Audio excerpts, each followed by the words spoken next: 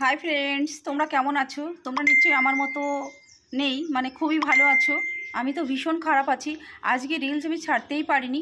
তো আমি আর তো বলা ছিল 1:30টার মধ্যে রিলস ছাড়বো, কিন্তু সে 1:30টার মধ্যে কেন আজকে সারাদিনই রিলস ছাড়তে পারিনি। তো এখন হয়তো 3:30 কি ওরকম বাজে। তো এখনই রিলসটা আমি করব আর ছেড়ে দেবো। মানে কথাটা হচ্ছে কি, মানে গ্রামে থাকা সুবিধা না অসুবিধা, তো আমি মনে করি দুটো জিনিসই আছে, উভয় জিনিসই আছে। যেমন গ্রামে থাকা আমাদের সুবিধা, তেমনি অসুবিধাটাও আছে। দেখো অসুবিধা দেখায় কি, ওয়েদারটা দেখো খুবই খারাপ। হ্যাঁ, মানে একটু রোদ উঠছে এখন, আমাদের ছাদে দেখো জল জমে গেছে, দেখেছো? ছাদে জল জমে গেছে।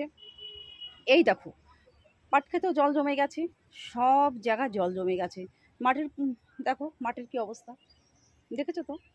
তা এটাই বলবো যে গ্রামে থাকতে হলে যেমন একটা সুবিধা আছে সব কিছুতে, কিন্তু অনেক অনেক অসুবিধা আছে, যেটা আমি বোঝাতে পারবো না, কারণ ভিডিওটা ছোট, 1 মিনিটের ভিডিও, তার জন্য আমি বোঝাতে পারবো না।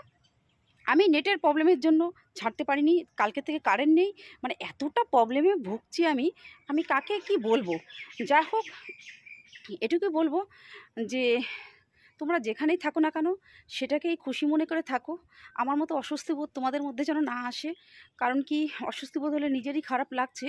তো আমি এখনই করছি, এখনই রিল ছেড়ে দেবো। তা তোমরা ভালো থেকো, সুস্থ থেকো, সবাইকে ভালো রেখো। আর আমার কিছু বলার